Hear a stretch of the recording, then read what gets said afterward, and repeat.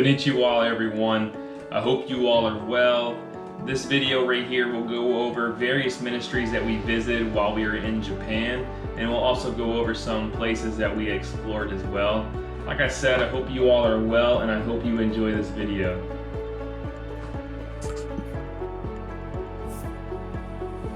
One of the places we visited and stayed at was the Lighthouse in Yokosuka, Japan. This is a picture of us with the Cadence House directors here at the Lighthouse. It was such a joy to spend the weekend getting to know the Forbes. Please be in prayer for them and their ministry to the military at the Lighthouse. We got to see more of what Cadence does with military ministry, and it was amazing to see God working. Service members in the Navy were having fellowship with one another throughout the week and growing with Christ together. Fellowship is an intentional part of the environment that the Forbes cultivate in their ministry. There is also discipleship offered for men and women to learn one-on-one how to follow Christ and grow in their relationship with Him. This is a picture from the 4th story of the Cadence House, which is the apartment we stayed this past weekend. While we were staying here, we were able to do some sightseeing in between ministry operations and explore a nearby park that overlooks the Tokyo Bay. Friday nights are a time where a message of Scripture is preached and veterans worship God together. Andrew also attended a men's breakfast in the morning where great conversations were started as people asked important questions about following Christ. They also do Bible studies with various people throughout the week, and Duncan will preach about once a month on base in the base chapel. While we were here at Cadence, one of the needs mentioned was a need for youth ministry on several of the military bases. In fact, there are dozens of requests made by chaplains around the world for people to work with the youth on base.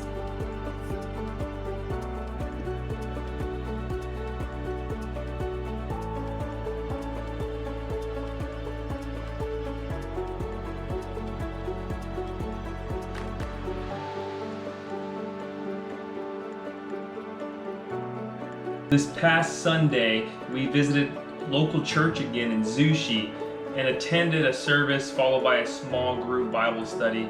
This church is heavily focused on teamwork building right now and making a strong team to go forth and reach the area or around Zushi for Christ. I have a video to show you guys from the interview that we did with them, and it gives a lot of information about what they do. I will warn you though, we had to do it outside just due to complications, so there is some wind in various parts, but in the parts that are too windy, there are subtitles, so I hope you enjoyed this interview. Problem. Today we're here with Jeff with local church, so I'm just going to ask him a few questions about what he does here in Japan. So Jeff, what is your role and what do you do here at local church? Well, we're planting the church, so I guess I'm the guy that's doing the planting. Yeah, what are some of the biggest challenges when it comes to doing ministry with the Japanese? Well, there's not really enough Christians in Japan, so it's kind of a fringe thing. I guess for Japanese people, they're a little skeptical about cults and things like that. So, there's that's something to overcome. But I think, through friendship, through actual relationship with people, we see success. Yeah, okay. Well, given those amount of challenges, what kind of needs do you think would be best met to help achieve success in those areas that are challenges? It's just people, really. That's the main thing, I would say. Missionaries, people who want to just come and be good, spiritually mature Christians living in Japan, makes a big difference. Absolutely. So what are some of the biggest successes that you have experienced here?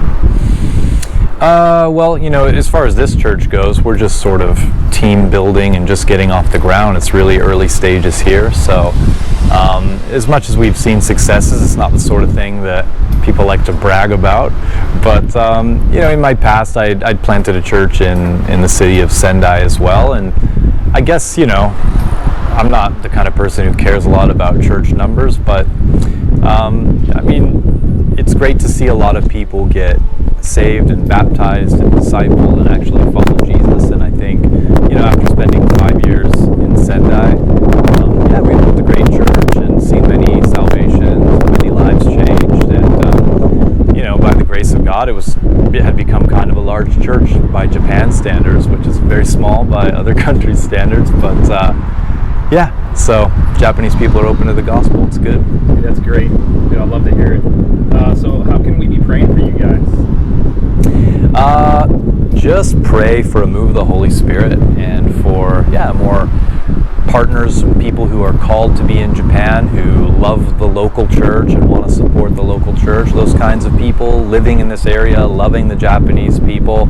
I think that's the greatest need for us. All right. And is there any advice you would give to those who feel God is calling them to ministry with the Japanese? Just come.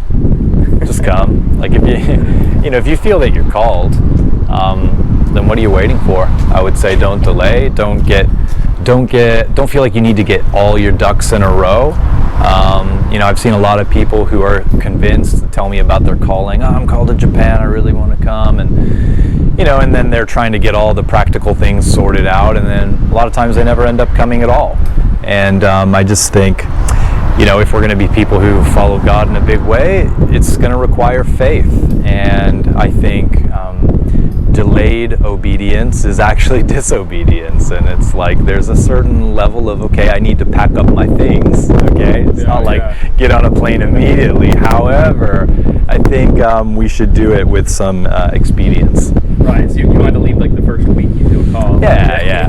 But it's kind of like, just like do what you got to do and get over here quick. Yeah. So it's the last question, but like, what have you seen God do that you look at and you're like, wow, that's a God moment. Only God could do that. I mean, there's several things that I could point to in my life. I guess a lot of stuff's quite personal, so it's a little bit like you'd have to understand the ins and outs of someone's life and long explanations and all that. But I think even just we always knew that we would plant a church in this area. We didn't know initially that it was going to be this area, but once we moved down here, we thought, when God says go, we'll do it. My wife and I, in this area of Shonan, we live down here and we love it because of, it's got the beach, the ocean, and all that, but also the mountains. We like that it's a mountainous area and there's a lot of greenery around. And so my wife and I always talk about it. Oh, we love it here. It's, we got the beach, but we also got the mountains, and ocean and mountains. It's just what a combo. And when we were in our previous church for 15 years, and we were feeling like the timing was coming, that God was calling us and asking us to go. My wife was still a little, I'm not sure if it's now, and I was feeling like, I think it's now. And then at the end of the service that we were in on that Sunday, our pastor was praying for someone else who was like going out from the church, a pastor who was leaving to go plant somewhere else. And during that prayer, he just said, I don't know why, I see ocean and mountains right now. I don't know what that is, but just letting you know. And he wasn't praying for us, he was praying for somebody else. Yeah. But like, my wife and I looked at each other like, did he seriously just say that right now? Did he just say ocean and mountains? We're like, that's exactly what we've always said. And so, it was a real moment when we felt like, this is confirmation of all the different things that have happened that made us feel like the timing was now. I think that really pushed us over the edge, like, this is the timing. What are the odds of that? And so, it's a real God thing, and I think, it's good because you need that sort of thing if you're going to go and plant a church. You got to have that, assurance that you're called and feel like, because things are going to be tough. You got to be able to stand strong. Yeah. Well, thanks for sharing, Jeff. I really appreciate your time today. It's actually very beautiful outside right now. Beautiful day. So the Lord is smiling on us. It worked out in our favor today. It was supposed to be stormy. Yeah. Do you have any last minute things to say before we close? Well, I guess just thanks for your attention to ministry in Japan, and for anyone who's watching this who's interested in ministry in Japan, please pray for Japan, resource Japan, give to Japan, and if you're called to Japan, come to Japan. All right. Well, hey, thanks for your time. We'll see you guys later. All right. God bless. God bless. On our time off, we got to go to an aquarium with a pastor's wife and her son from Yokohama International Baptist Church. We had a blast fellowshipping and just getting an understanding of what it's like to live in Japan as a spouse of a pastor here in Japan. Here are some pictures from the aquarium in Enoshima. And this aquarium is particularly known for their scholarly studies in jellyfish, which I thought was pretty cool. There is a bajillion jellyfish around. It was so fun to watch and see.